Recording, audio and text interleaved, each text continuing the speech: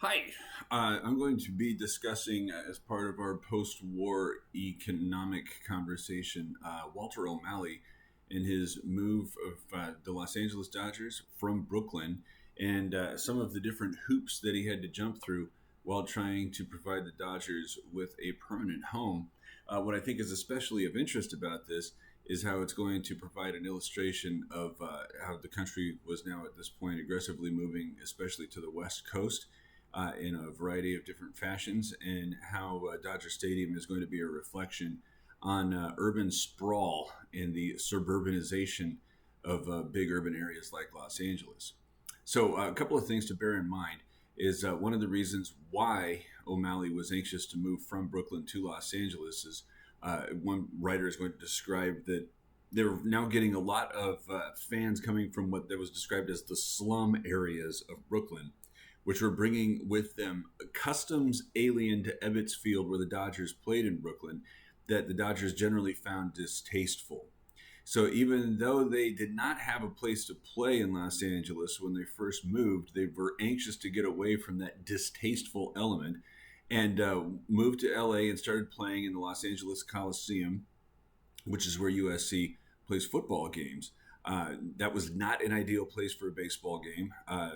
Seats were described as being a mile away, and binoculars were a requirement to make sure that you could see it. Also, it had awkward dimensions, where especially the left field fence was only 250 feet away from home plate. You compare that when Dodger Stadium was eventually built to 330 feet. It was going to be a difficult thing for pitchers in particular to try to cope with. But even with all of that, they were initially a big success, averaged more than 40,000 fans over their first 9 games, providing visiting teams, especially the Giants and Cardinals, with big paydays in the five figures, well into the five figures, I should say, as they were given somewhere in the neighborhood of 27 cents per ticket that was sold. So it looked like this was going to be a huge success. And toward that end, team owner Walter O'Malley had already worked out a deal with Los Angeles City Council members where they agreed in a 10-4 vote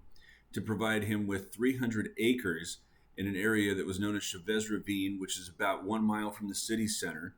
And there he was going to build a four-tiered stadium that could seat 52,000 people. Now, I think that that is where we could start the conversation about the post-war economy, and especially how demographics were shifting as Los Angeles is going to become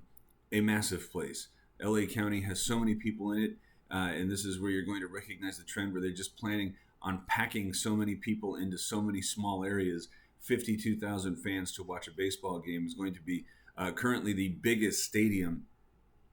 baseball stadium in the world. So it remains a little bit of reflection of that. But not everybody was happy. Opponents are going to gather the needed signatures to force a referendum in June of 1958, and it's going to turn a lot of people out. Of the 1.1 million registered voters, 62% are going to go vote for this in what is going to be, at the time, the biggest voting turnout in a non-presidential election in Los Angeles' history.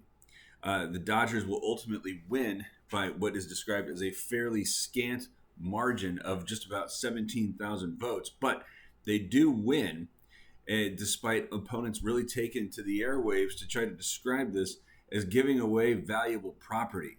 That you can recognize why they would attach so much value to that, as again, this is 300 acres that is again 1 mile from the city center, but is also described as being close to 4 freeways, which again will emphasize urban sprawl or the Levittown / suburbanized nature of these sprawling urban areas. But more interestingly, of those 300 acres, you're going to recognize again and nod toward the people who lived nearby, where the Dodgers agree to pay $60,000 a year to maintain a park.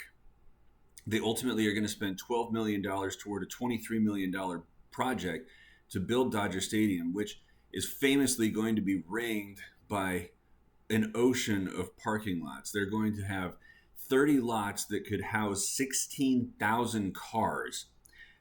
which will again reflect the changing demographic and suburbanizing nature of these urban areas, where people are going to need those 4 freeways, need their cars to be able to drive from their home in the sticks back to Los Angeles for work. Dodger Stadium, kind of like a tribute to all of that, where they're going to not really necessarily worry about how they're using space. They're just going to provide acre after acre of parking spaces and drop this beautiful baseball stadium right in the middle of this urban area, where it kind of serves as a little bit of a recognition about what people can do with a little bit of their excess, and again, just kind of pay tribute to the sprawling nature of post-war America.